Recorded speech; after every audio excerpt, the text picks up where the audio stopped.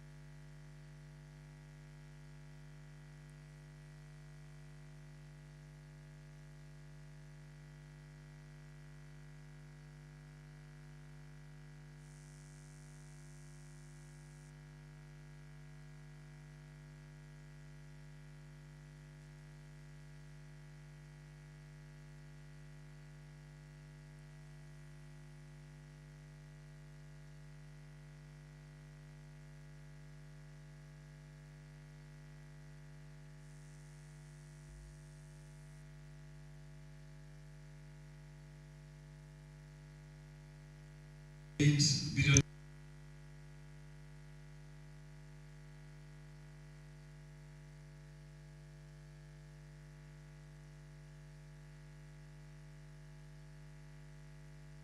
Save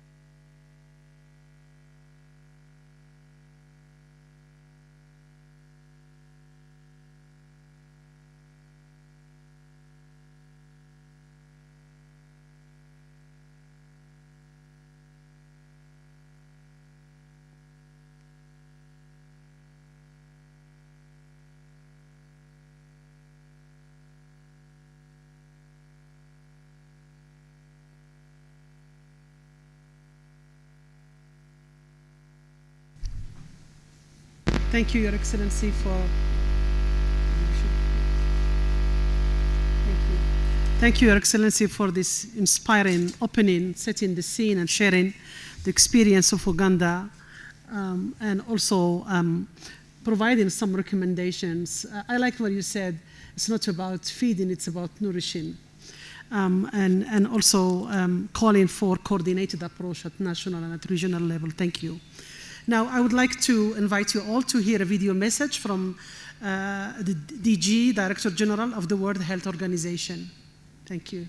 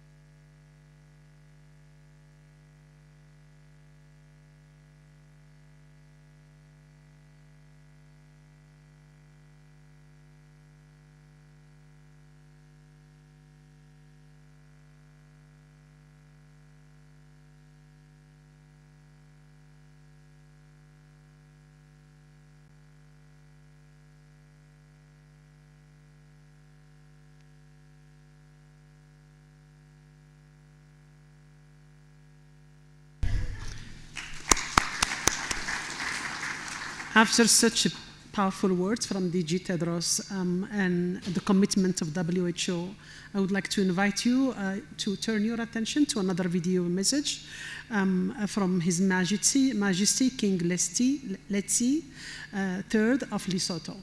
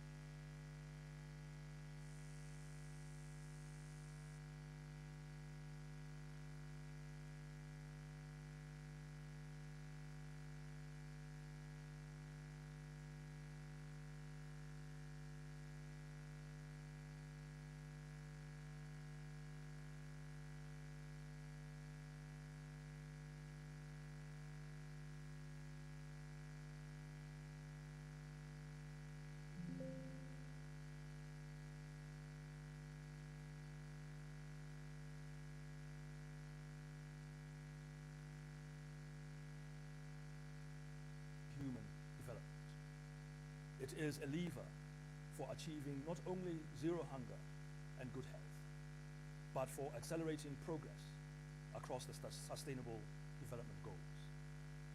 I urge all African Union member states to maintain the political will and increased investment pledged at the N4G, and to place nutrition at the heart of food systems transformation. This is an investment in breaking the intergenerational cycle of poverty and malnutrition, and in building sustainable food systems that ensure everyone can access a healthy diet. In Lesotho, for example, we have committed to integrating nutrition into at least 80% of our national food systems, climate change, and livelihood programs by 2030. We have pledged to create dedicated nutrition budgets. I call on member states to fully leverage the Sun Movement's multi-sectoral platforms.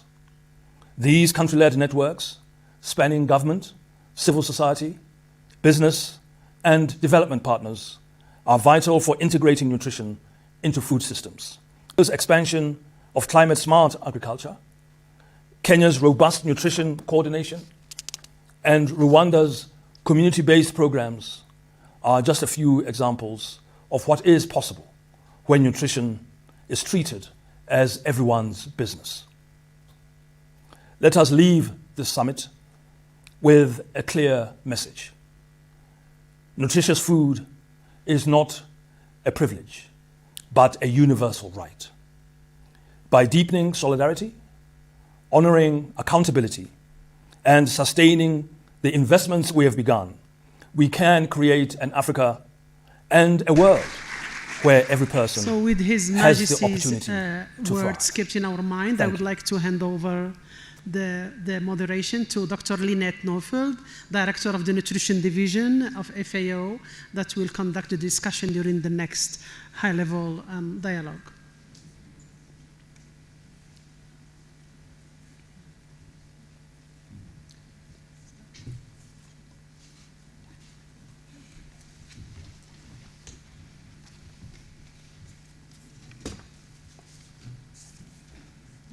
Minister, thank you, Minister. Thank you. It was an honor. Where is Lynette? Lynette, you will sit here. Thank you.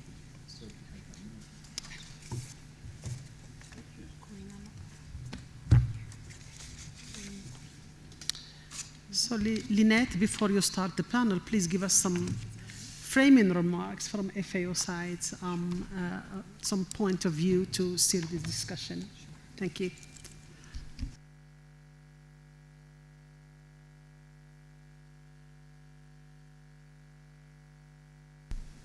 First of all, thank you so much, Dr. Muhtar, and the team who put together this session for the opportunity to participate and to say a few words in getting started.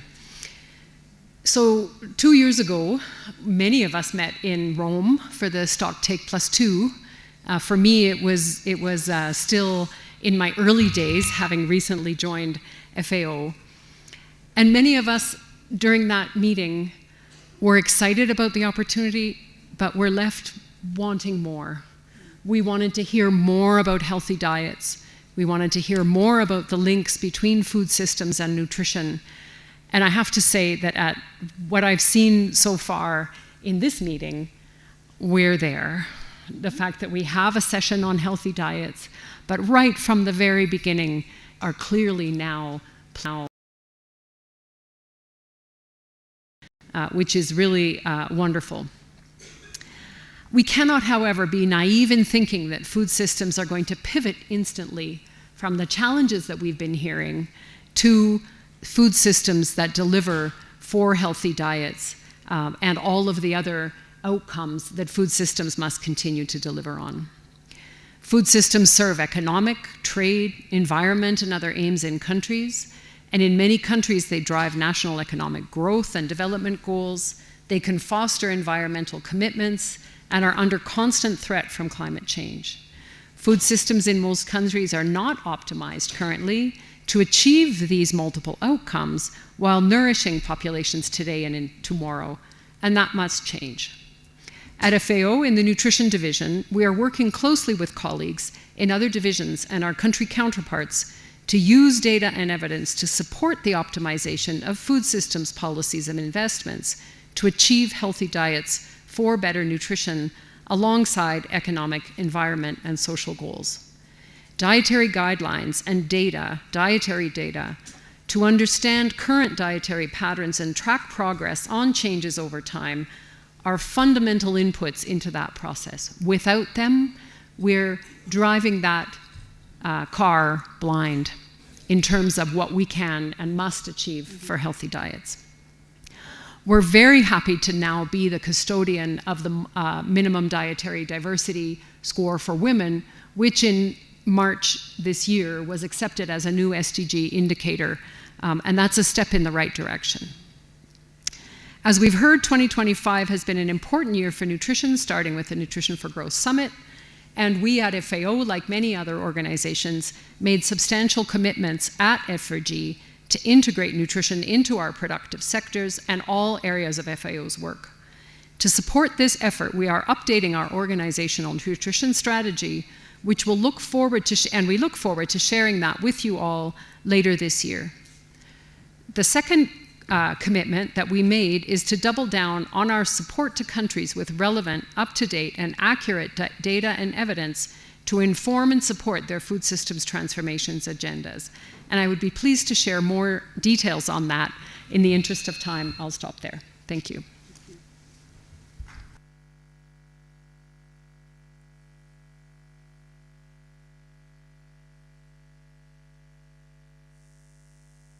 All right, wonderful. I think we have our panelists here now.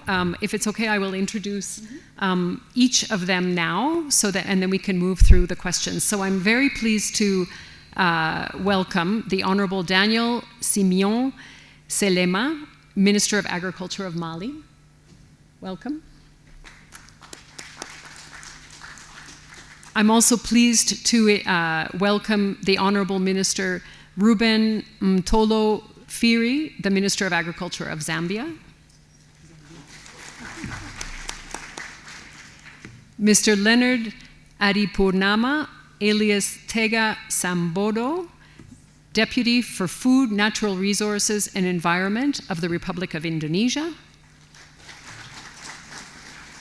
And of course, our friend and colleague, Ms. Afshan Khan, the UN Assistant General Secretary and Scaling Up Movement Coordinator. So first, Zambia recognizes that ending malnutrition requires food systems transformation. Zambia's National Food and Nutrition Act places nutrition oversight directly under the Vice President's office.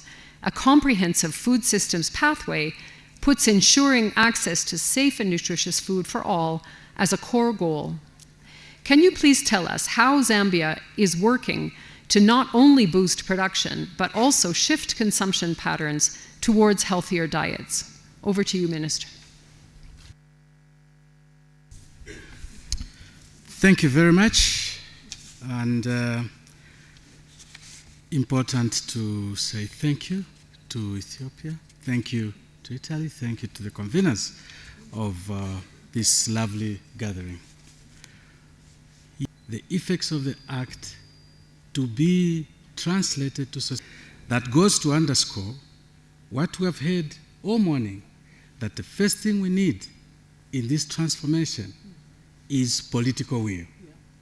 That is the whole essence why it has been placed at the Vice President's office. The Vice President's office is supported by a committee of permanent secretaries, and it cascades downwards to our provinces.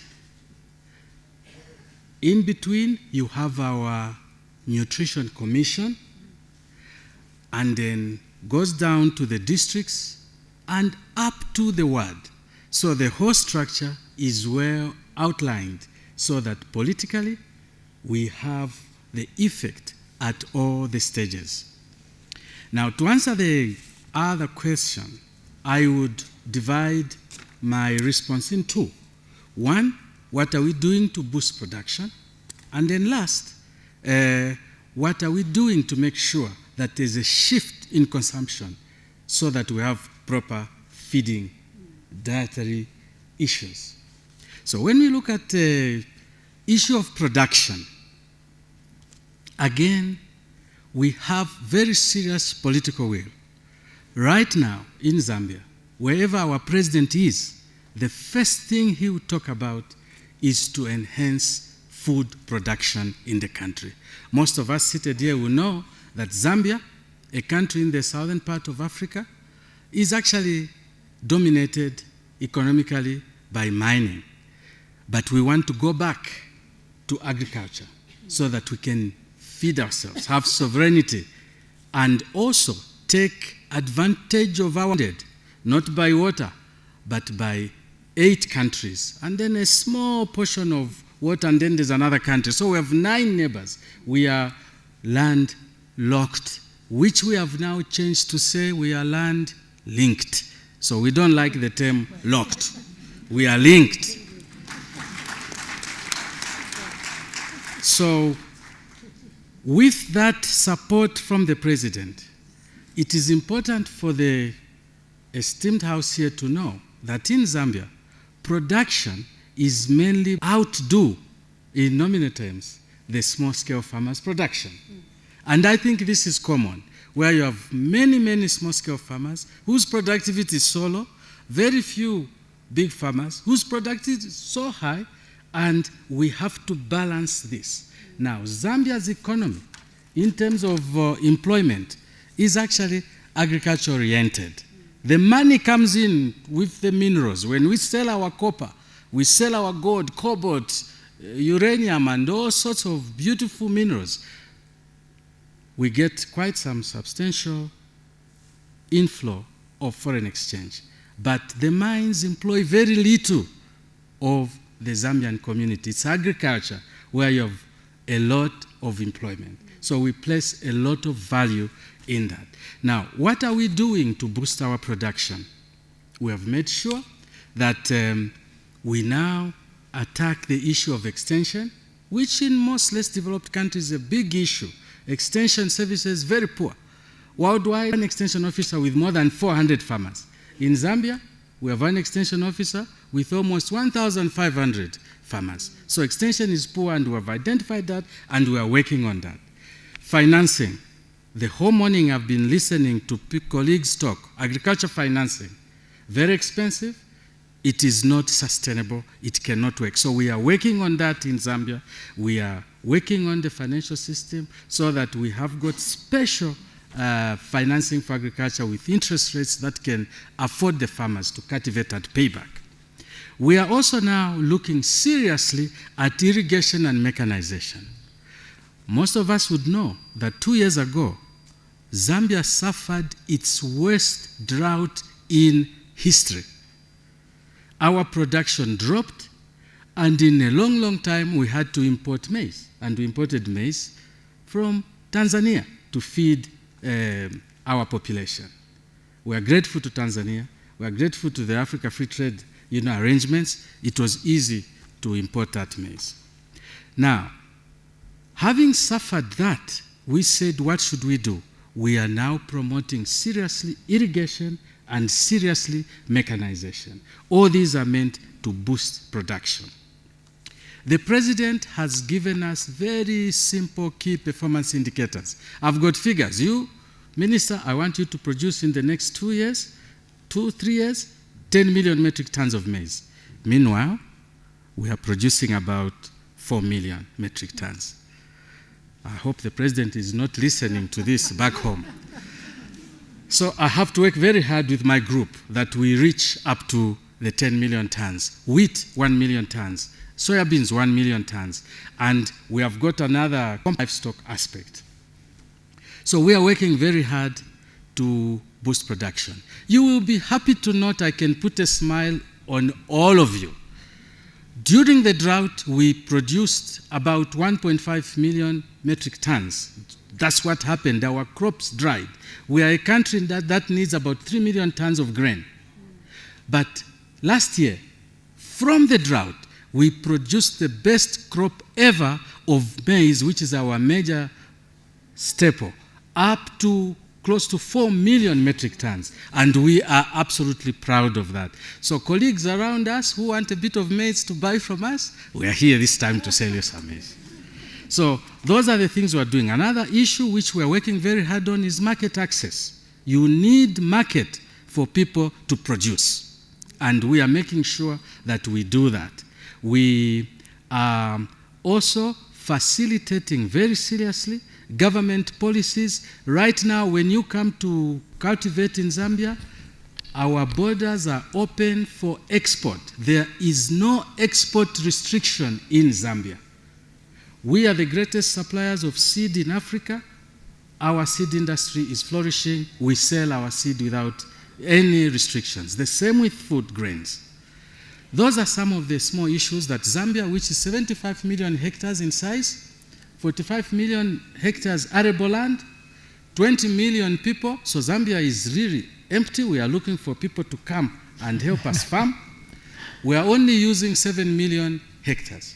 So we have a lot of room for engagement from outside. Thank you, Let me Minister. very quickly run to what we are doing to shift the consumption patterns. If you look at me, if I stood here, I'm not very tall. A very good example of what stunting could be. Sorry for those who are shorter than me, no insult at all. Now, why? In Zambia, our feeding has been very poor. In the morning, we have porridge. If your income is better, you can have a little bit of tea, milk, and wheat products, etc. But we eat porridge with sugar. Lunchtime, and porridge is made from corn, maize. Lunchtime, a thicker porridge, which we call shima. It's common in Africa. Some call it fufu, some call it ugali, etc. We just change the relish. That is lunch. In the evening, the same. We just change the relish. The same thick porridge. So as a result, you get people like me. So we are very happy to be here so that we can together learn. We can also learn why certain countries have taller people than us. Thank you. It's not only genetics, but I think it's a question of food also. So what are we doing for that? We have what we call our Farmer Input Support Program, which is a subsidy program. This program now we have put 8 other seeds: maize, soybean, sweet beans, rice, sunflower, sorghum, groundnuts, cowpeas, so that we can improve our diet. Yes, I think I'm being warned on time, isn't it? I have 1 minute, thank you. Then also, Madam, Doctor, Zambia is not moving in reverse gear. I heard you what you said. Let's move it using the front by putting food-based dietary guidelines. We have done it already in Zambia. Then crop diversification, as I said. Then there is a very serious campaign for healthy diet. And this is being channeled by, as I said, the Vice President's office. And as I conclude, we are also promoting local and indigenous foods, which are pretty good, and we were just looking at them, we are like a stigma. So we are there for you, and thanks to FAO, we are instruments of better environment, better production, better nutrition, and better life. I thank you.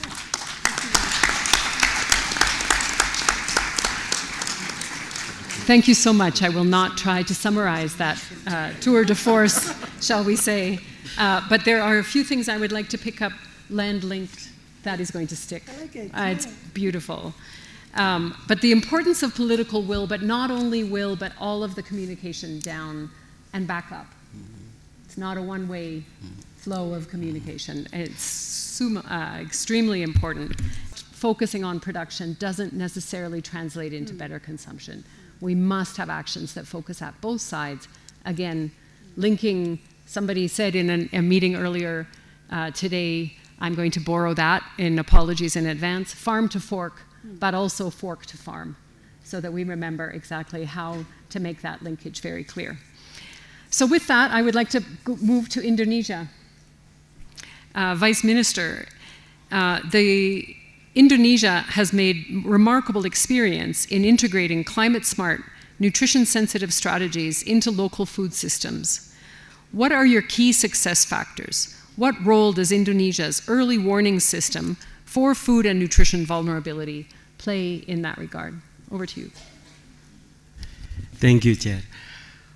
So basically, Indonesia has integrated our food system transformation into our national planning, whether it is for medium-term development plan, for example, for 2025 until 2029, or the long-term one, the 20 years one, from 2025 until 2045. And we like to ensure that nutrition is not treated as a standalone sector, but it is systematically integrated across food, agriculture, health, education, and social protection. So to foster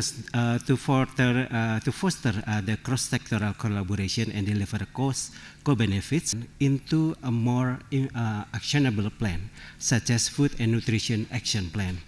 And we converge action planning across ministries and subnational governments. We also work with the Scaling Up Nutrition Network in Indonesia to work mainstream nutrition priorities and issues among multiple stakeholders. We align the framework, the SUN Common Result Framework, with the National Strategic Policy to reduce stunting, for example, and how we can also promote multi-sectoral approach. And also we are working on good practices to improve the awareness, the access to new solutions, as well as to promote innovation. So we have already have 5 existing networks that connect development partners, academia, professional organizations, the private sector, and civil society organization. And we are now working on the Indonesian President regulation on the prevention and acceleration of stunting reduction that we hope this can also integrate different line ministries' effort to achieve the common goals on reducing stunting. And with regards, provide incentives to the production, access of the food, and also affordability of diverse nutritious foods, especially local foods. As Indonesia also commit that our food system transformation will focus on local food, the eco-region approach. This will be done through policies that support climate resilience crops. We are working with the World Bank, for example, and we have with FAO for climate smart seed, and also we try to improve our way on providing subsidy for fertilizer for smallholder farmers, especially for rice and priority commodities, with a more direct benefit received by the farmers. Our food security early warning system also become one of the tools that we can monitor the status of food vulnerability regions. We engage with private sector in multiple partnership with the hope that we are not only incentivizing smallholder farmers and also less privileged communities, but also we work together on how we can align government priorities with companies, for example, for companies CSR or corporate responsible corporate social responsibility, and on how we can also align the different missions taken by the government and private sectors. One of the flagship program of the government, the current government, is the free nutritious meals and program. We hope that through this big program, it is not only focusing on improving the nutritious consumption by especially for the young students. But also we would like to develop the interconnection, the supply chains involving smallholder farmers, small and medium enterprises, and different actors in the community. So we are also working with the FAO, for example, with the UN agency on how we can promote the family farmers. This approach, we hope that by strengthening the family farmers, we can also also providing them with the opportunity to directly sell their local produce to the program, such as the school meal program.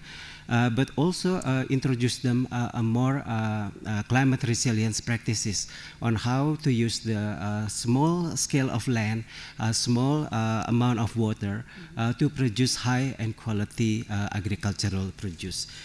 This kind of effort, we hope that we can then provide the healthier ecosystem, not only focusing on the distribution of the food, but also to provide the food at the local level. And the option for us is also equipped or complemented with the national policy on how we can promote healthy living community movement. It is not about awareness of living healthy, but also on how they can promote also to apply responsible consumption. So it is not only from the production side, but also from the consumption side. Because we see that maybe some of the community, they have more money to buy a nutritious meal, but on the other side, another community need to be supported because of the low purchasing power or the low level of welfare. So the government work on different sectors, on different perspectives, not only from the agriculture, food, health, but also on how this different mission can converge into the provision of healthier food environments on driving for nutrition options for the farmers, for the population. I think that is all from me. Thank you. That's 1 minute. Thank you so much.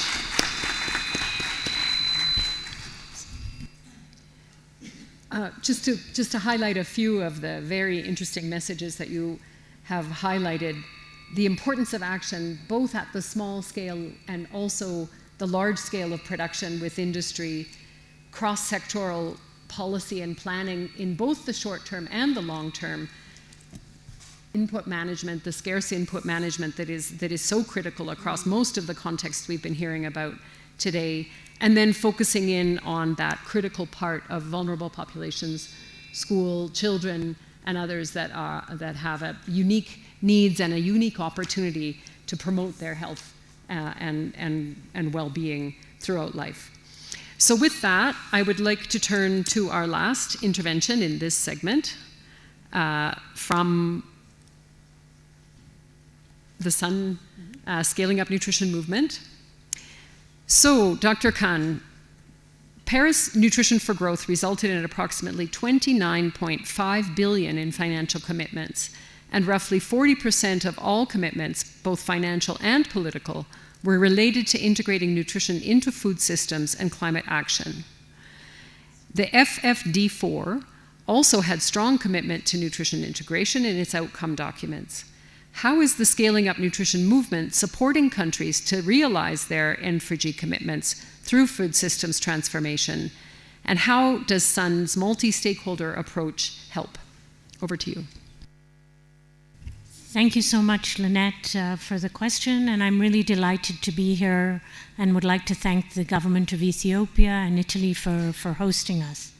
I think first and foremost, we have to recognize that Nutrition for Growth was a really huge opportunity to build synergy and a vision for integration where nutrition is better understood as a cross-cutting driver of resilience, development, and peace. Many of the Sun countries know that, and you'll hear that in their speeches around food systems transformation and the importance of nutrition. We're still facing a series of silos that don't bring together the nutrition elements strongly enough.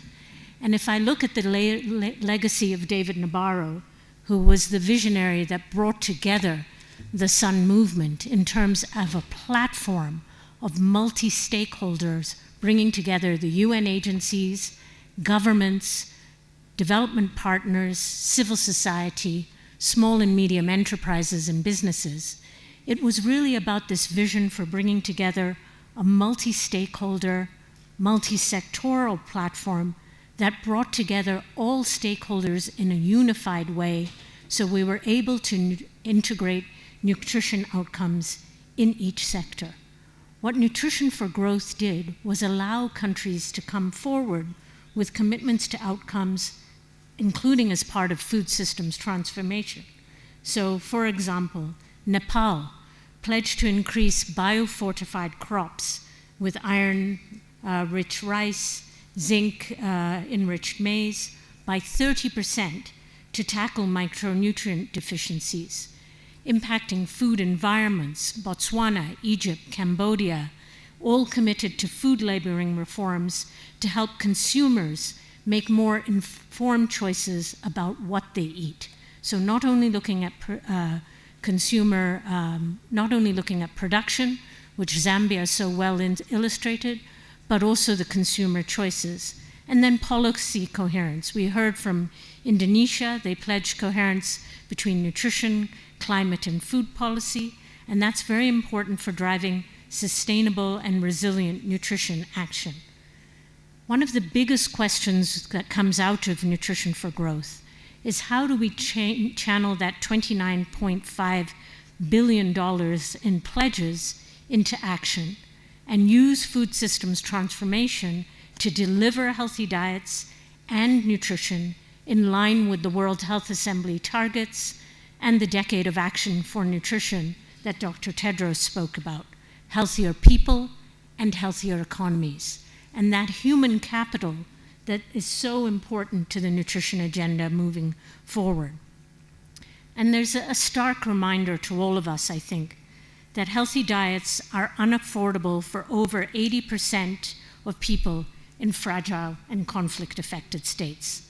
The barriers for many Sun countries are numerous, including limited agricultural budgets, huge debt burdens, huge malnutrition, reduced ODA, and limited fiscal space to raise domestic revenue, capacity, and market infrastructure. So often Sun countries have called to start with finance and look at what are some of the opportunities to unlock resources. And that includes green climate funds, greater focus on support from the multilateral development banks, but only a fraction of this is currently used for funding nutrition interventions. So we're looking at exploring with Sun countries co-financing from development banks and climate funds, and looking at how best to influence national development strategies, plans, and budgets to unlock this type of financing. Many Sun countries receive funding from this Green Climate Fund, the World Bank, or MDBs, but concessional financing and capital from financial markets, fragile and conflict affected, too high, even though they're often the most in need. So we are calling for far more dedicated fragile state windows, supported with long-term technical assistance, a longer payback period, and that could go some way to reducing risk. And then we need to look at financial innovation as well. There are opportunities for debt swaps. Somalia is currently discussing this with Spain. And funding from foundations. We've seen them step up their commitments, but now it'll be important to understand how can Sun countries tap into these opportunities. And Sun is supporting countries to unpack their N4G commitments and turn them into investment-ready actions. So 10 countries supported to integrate nutrition into their climate plans. Lesotho is a good example of this, where nutrition is now contribution, helping the way to unlock climate financing. Since 2021, 13 countries have developed nutrition-sensitive food pathways with Sun support, so ensuring that nutrition is a core principle in national food systems transformation. I would like to end by saying that many countries face real constraints in technical capacity and access to finance. So this is where Sun, working as a platform with all of the stakeholders I spoke about, especially in fragile and conflict-affected settings, through cross-sector training, support for investment planning, we see this as pivotal. And we have some good innovations where we've seen, for example, South Sudan access seed funding from the Ignite Hub after participating in a Sun regional workshop focusing on innovation and food system transformation. So SUN is working to open up global financing opportunities like those available for climate adaptation and supporting countries to access them. And I want to emphasize that SUN as a movement works across several countries, including in Asia. So Pakistan is developing new financing modalities, including green bonds, sugar taxes, and carbon markets to make nutrition financing more predictable. So we also need that kind of innovation. And lastly, I'm really delighted that we've seen several of the SUN partners share their best practices, whether it's Zambia, whether it's Indonesia, whether it's some of the sessions that are being held at side events through Yemen, Mauritania, or others, to expand what are some of the best practices coming from the SUN countries. We'll continue to facilitate those peer-to-peer exchanges and learn from some of the best practices that have come out for multi-stakeholder platforms. I think of Côte d'Ivoire and their recent national follow-up to the Nutrition for Growth Summit that brought together civil society, the private sector, multilateral financial institutions, and others to deliver on the promise for N4G. So we need to move from not just commitments to coordinated, sustained actions, grounded in national priorities, and backed by smarter, more inclusive financing. This means translating pledges into policies, investments, and innovations that work for the people most at risk and leaving no one behind. So with SUN's support, countries are already unlocking new sources of finance.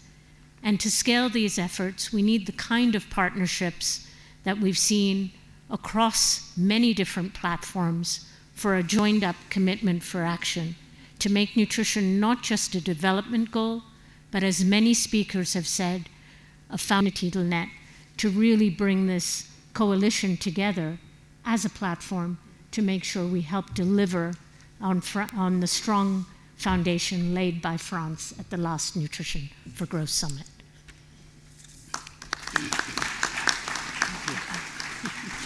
Thank you so much, Afshan. You started out by saying we're still working in silos, but then you went on to tell us some really fantastic examples how we are moving beyond that work in silos and really seeing concrete progress in many countries towards breaking down those silos, planning from the outset, long-term vision, and of course that critical role of financing that is still a challenge, but we have seen opportunities, and as you mentioned, there are many more opportunities for that. And maybe just to reiterate the point that you made right at the front, the vision that David Nabarro had those years ago in the formation of SUN, and his critical role in the food systems process that has happened since then. I'm sure if he were here, he would be very happy to be hearing all of the stories that we've been hearing over the morning and the afternoon today. So before I pass the microphone back to Dr. Mukhtar, I would just like to invite all of you immediately after this session to come and join us in the Africa Hall for the launch of 2025 SOFI report. So I hope to see you all there. Thank you. Thank you, Lynette. Thank you very much, Lynette, and thank you, distinguished panelists. This was very dynamic and inspiring dialogue. Thank you very much. Thank you. Now, ladies and gentlemen, after this high-level dialogue, our second block, a photo of the group. Okay, a photo of the group. Quick. Okay. All right.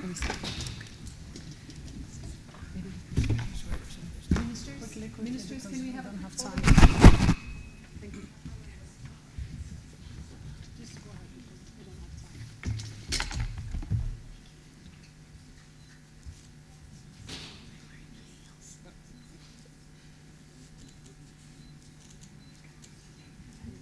Thank you very much. Thank you. All right. Thank you. Oh, we have to move. Okay, the two.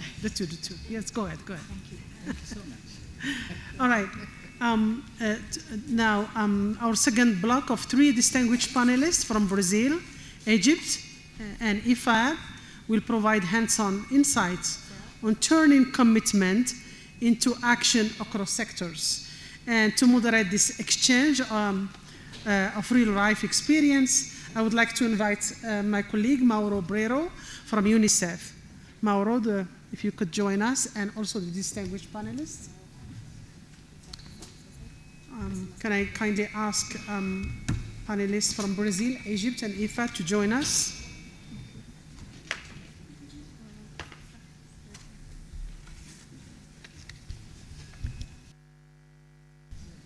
And I will just give you the floor. And Mauro, before you start the panel, please give us also some insight on and remarks from UNICEF point of view, including improving food environment, to steer the discussion. Thank you. Sure, thank you very much, Dr. Mokhtar, and good afternoon, distinguished guests. I'm honored to join you and facilitate this panel on multi-sectoral collaboration and commitments on healthy diets, alongside such esteemed speakers that I will introduce in a moment. But before we begin with the panel, I would like to emphasize the need to place children and the prevention of all forms of malnutrition at the very heart of the food system transformation agenda.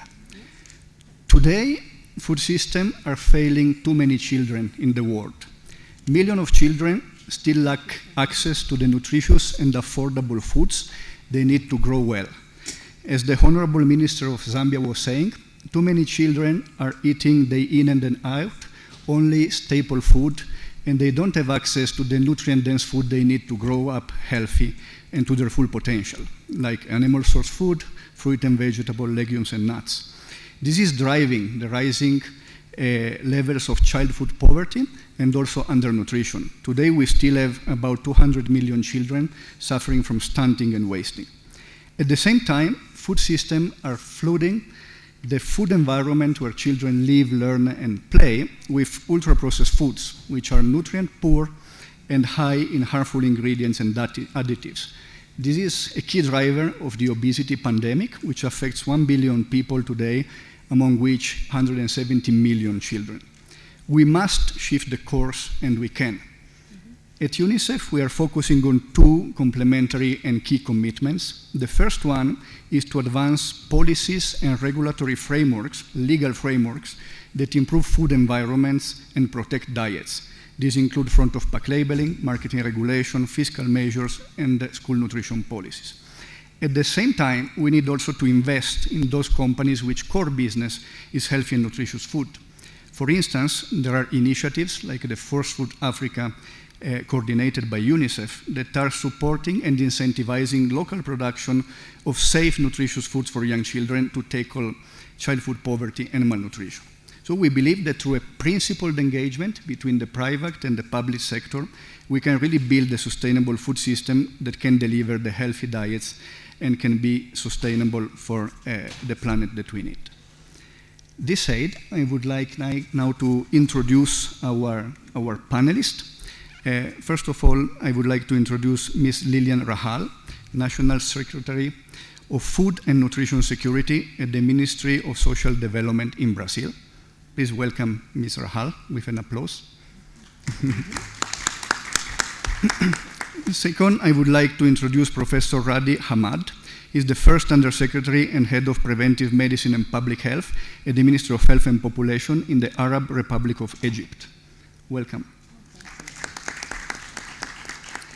And I would also like to introduce Ms. Sarah Mbangombunu, Director of the East and Southern Africa Division at the International Fund for Agricultural Development Headquarters.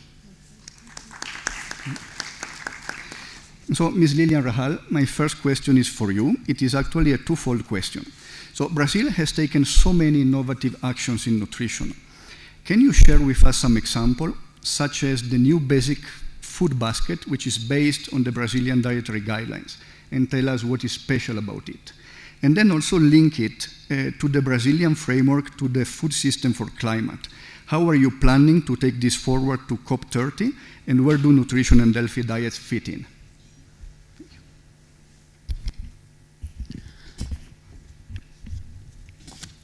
Thank you very much, Mauro, for the invitation and the presentation. Thank you, Dr. Mokhtar, for this invitation. And ladies and gentlemen, participate in this high-level panel on transforming food systems for healthy diets and nutrition for all. In Brazil, we still face a multidimensional food and nutrition crisis. We reduced food insecurity a lot, and really a lot, but at the same time, obesity and other diet-related diseases are rising rapidly, especially among the most vulnerable populations. The growing presence of ultra-processed foods, the erosion of traditional food cultures, and increasingly unhealthy food environments, particularly in urban peripheries, have all contributed to this crisis. Meanwhile, the climate emergency adds a new layer of complexity, exacerbating existing inequalities in food production and access. The health and social impacts are profound.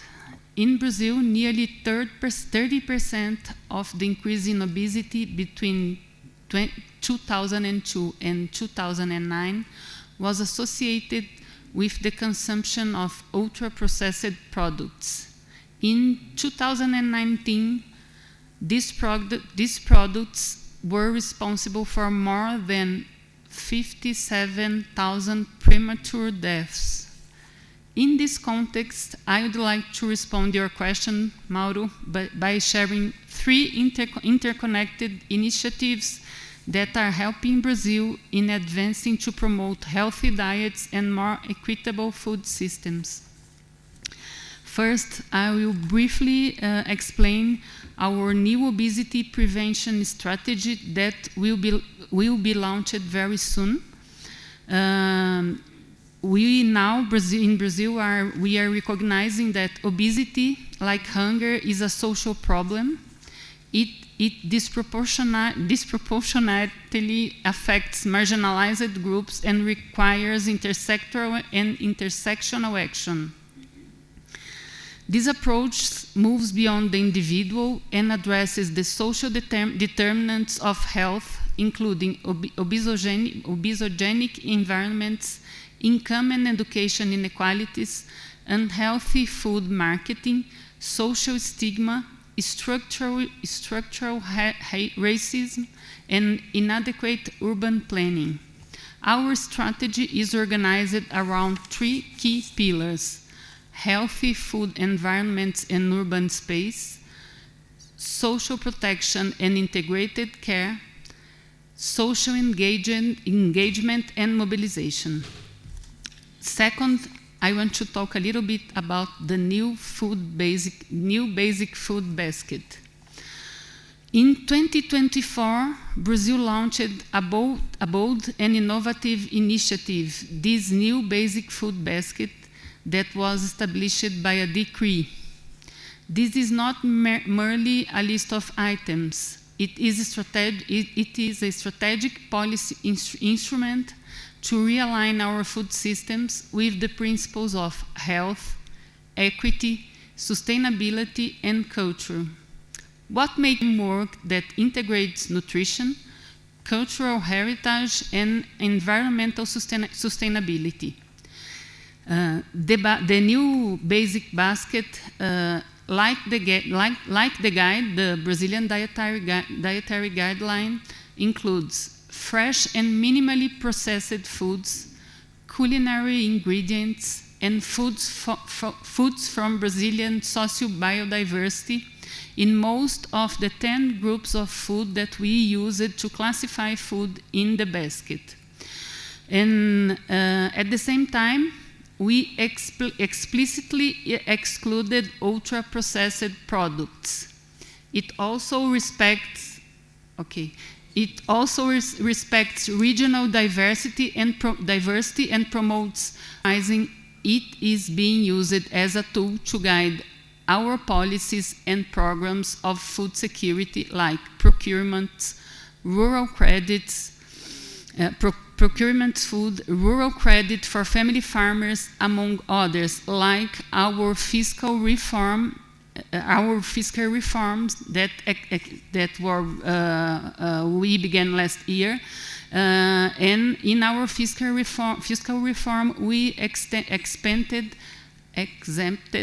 from taxes the food basket products as a way to promote access to adequate and healthy food. And just to end here, really, because I don't have any time, I just want to say that we have this new initiative on food systems and climate policy. It's a framework for public policies that we developed in Brazil.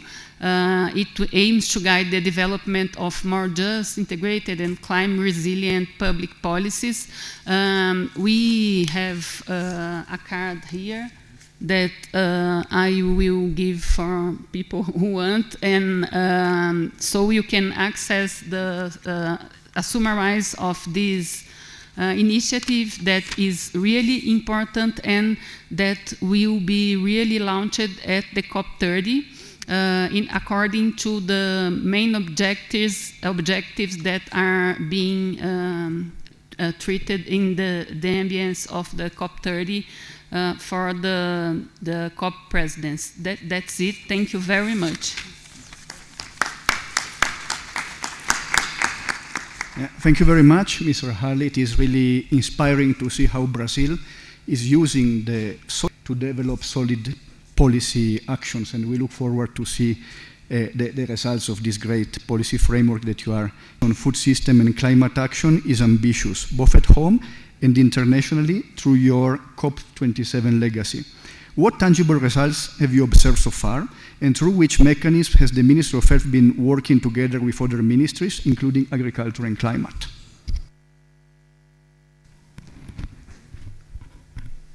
Thank you, Maro, for your question, and I'm really delighted to be joining this esteemed panel. Excellencies, colleagues and partners, ladies and gentlemen, Egypt firmly believes that the continuous improvement in food system is a national development priority, not only in Egypt, but also in each country in the globe. In alignment with 2030 Agenda for Sustainable Development and Egypt Vision 2030, we have taken ambitious and tangible steps to reposition nutrition and healthy diet at the heart of our national food system and integrating nutrition in the process of food system transformation.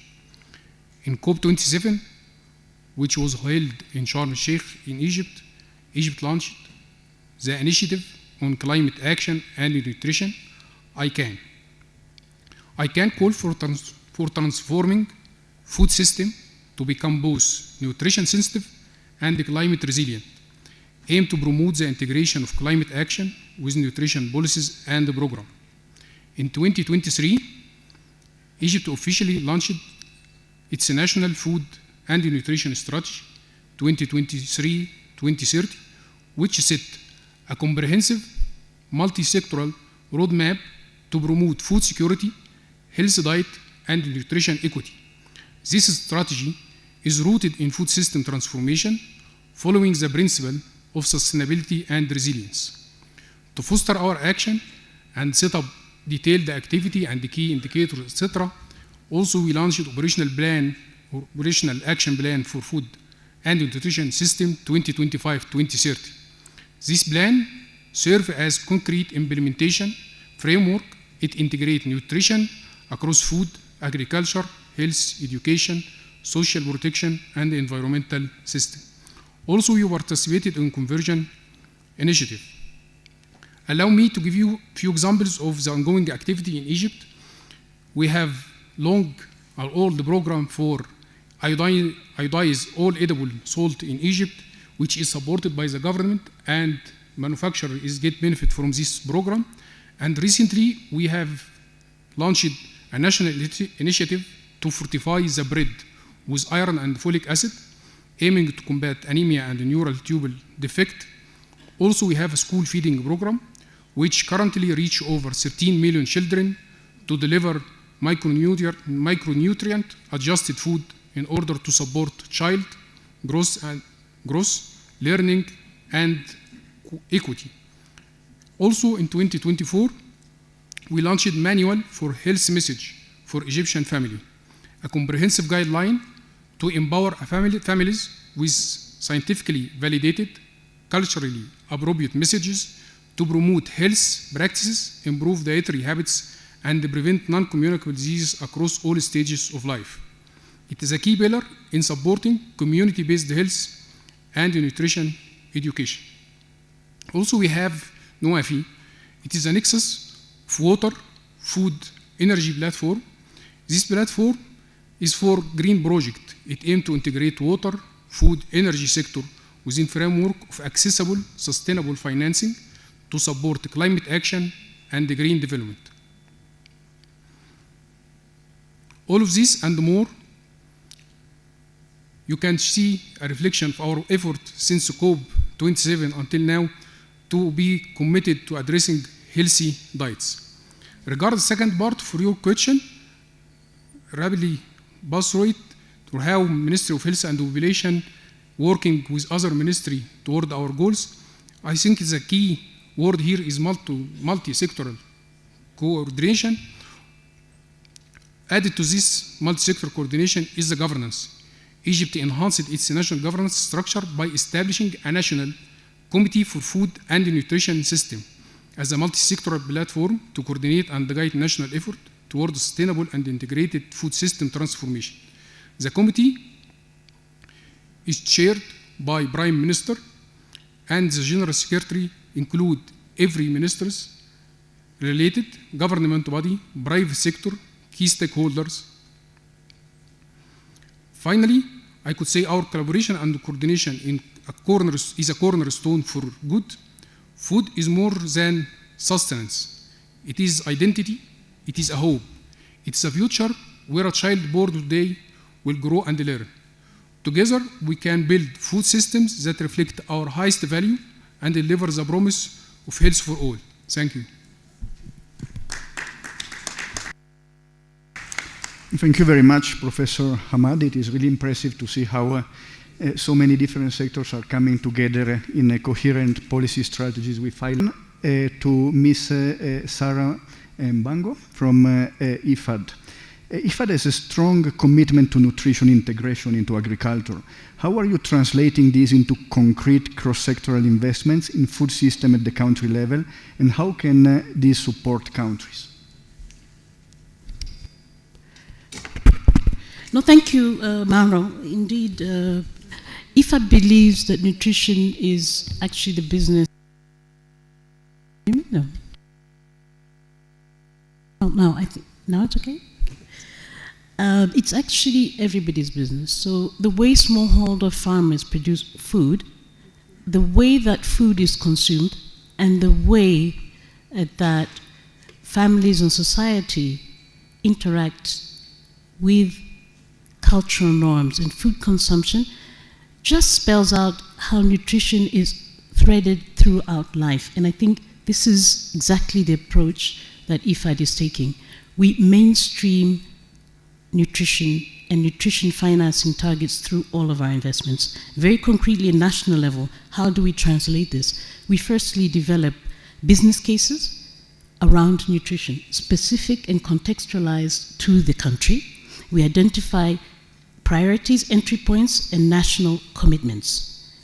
Then we bring stakeholders around those priorities and entry points and to really establish multi-sectoral inclusive platforms.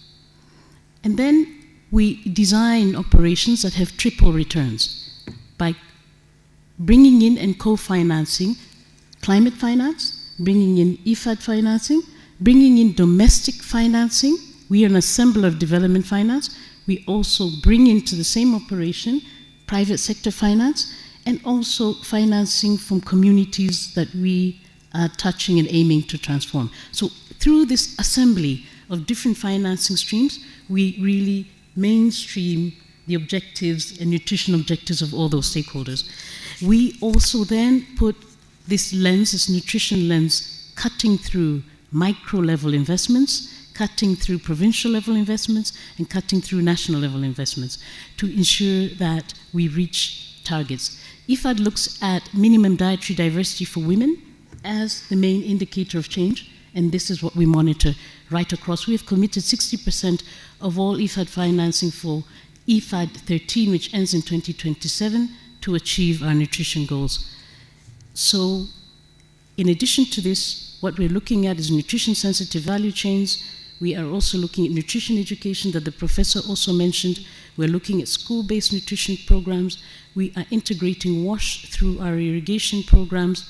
We are also looking at promoting neglected and underutilized species with the work that we're doing with the CGIAR together with the European Union and other providers of grants and subsidies. So we are looking at whole systems, and we're also looking at value chains, and we're also looking at private sector. Finally, I would like to say, when we unlock capital and when we look at blended finance, equity finance that we're providing to SMEs, for instance, we incentivize them to produce and manufacture healthy food. In Uganda, we are working with Pristine Food. I think many of you might know the company, also working with UNICEF, Mauro might know. We put equity financing into that business. They started off with liquid eggs, now they're producing egg powder, and this has a great impact for stunting. So those are the types of businesses that we are working with. And we believe that by working through public development banks as well, we can unlock smarter financing for nutrition. So I would just like to end by saying that nutrition is not a silo. You can actually design programs that look at multiple returns. And I end because very inspired by the minister from Zambia. We've had a huge rural finance program in Zambia. And this rural finance program touched 600,000 households, but it didn't only just look at deepening rural finance, it actually had returns on nutrition. The small-scale holder farmers accessed financing for dairy, for milk, and on the other hand for pulses and vegetables. And at the end, that program is closed, but we're scaling it up. The mobile and digital finance really translated into healthier diet. So that was a very powerful impact in the Zambian context. Thank you very much. Thanks a lot, Sarah. It is really great to see IFAD work and how you can be context specific and centered at the community level and bring together all these key multi-stakeholders. Unfortunately, we run out of time. The session started a bit late, so we're paying a little bit the delay of others, and we will not have time to take intervention from the floor. I regret to inform you about this, but in 15 minutes the mics will be shut off, and so we need to pass to the closing remark. But before going there, I would like just to have another round of applause for our amazing panelists and thank them very much for their contribution. Over back to you, Mokhtar.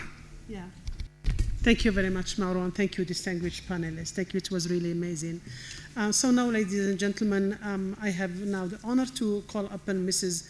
Chrysoula Zakharopoulou, France Special Envoy and former Secretary of State for Development, Francophonie and International Partnership, to give us the closing remarks.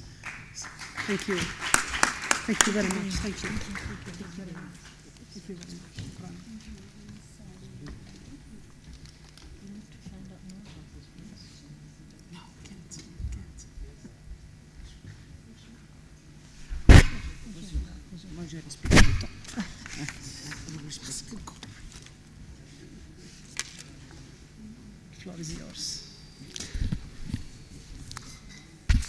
Excellence, je veux parler français. Excellence, mesdames et messieurs, tout d'abord, je voulais remercier tous les panélistes et merci aussi pour tous les exemples. Le ministre de Zambie, où j'ai eu la chance d'y aller, et plusieurs fois en particulier. L'accès à une alimentation saine est un droit fondamental. C'est une condition de santé, d'éducation, de stabilité et surtout de dignité humaine. Et pourtant, il reste inaccessible pour des millions de personnes. C'est pourquoi, comme vous avez tous dit, nous devons repenser en profondeur et transformer nos systèmes alimentaires. non pas en les opposant aux priorités économiques, sociales ou climatiques, mais à la fin en les plaçant au cœur de notre action pour atteindre les objectifs de développement durable. La nutrition n'est pas un objectif isolé, comme vous avez dit, c'est un levier transversal. Elle influence santé, éducation, égalité des gens, la lutte contre la pauvreté, l'agriculture durable et même l'action climatique. Autrement dit, agir sur la nutrition, c'est agir sur tous les fronts à la fois. La France, alors, mon pays, porte cette ambition.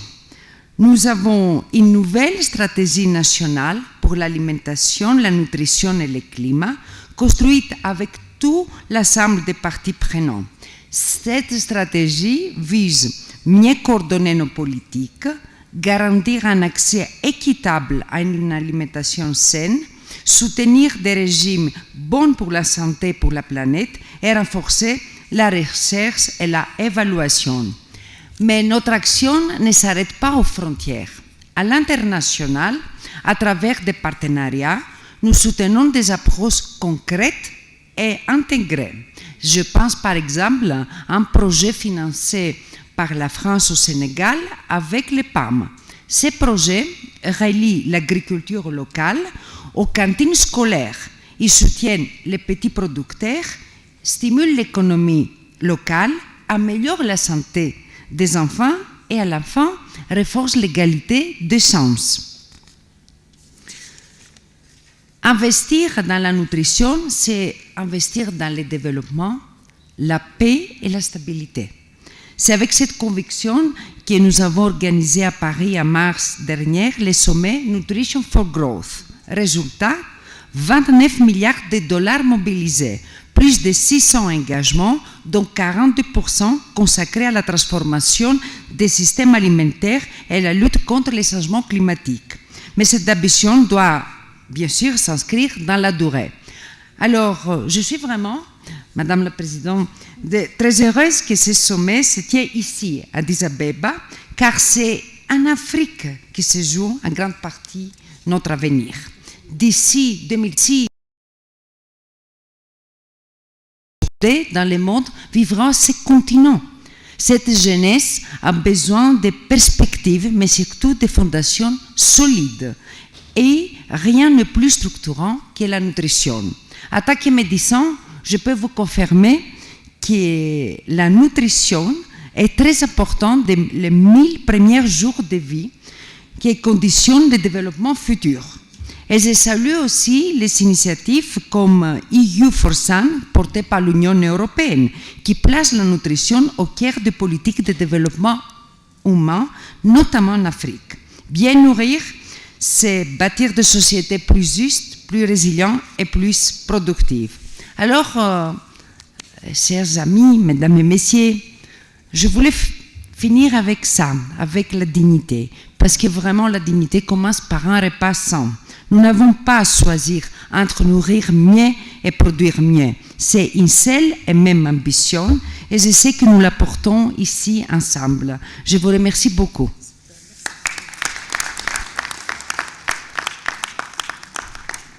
Thank you very much, Mrs. Zakharopoulou, and France's leadership in nutrition has been remarkable.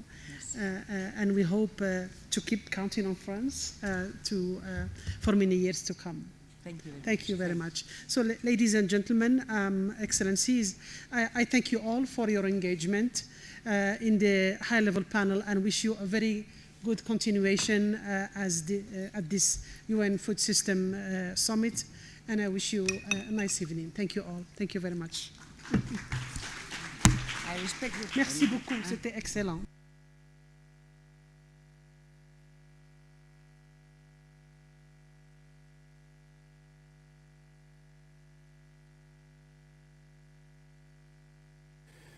Your Excellency, Vice President Jessica Alupo, UN Nutrition Chair Najat Mokhtar, Sun Movement Coordinator Afsan Kahan, Excellencies, Honorable Ministers, dear colleagues and friends. Unhealthy diets are among the world's leading killers, leading to an estimated 8 million deaths a year, and are a major contributor to the burden of non-communicable diseases.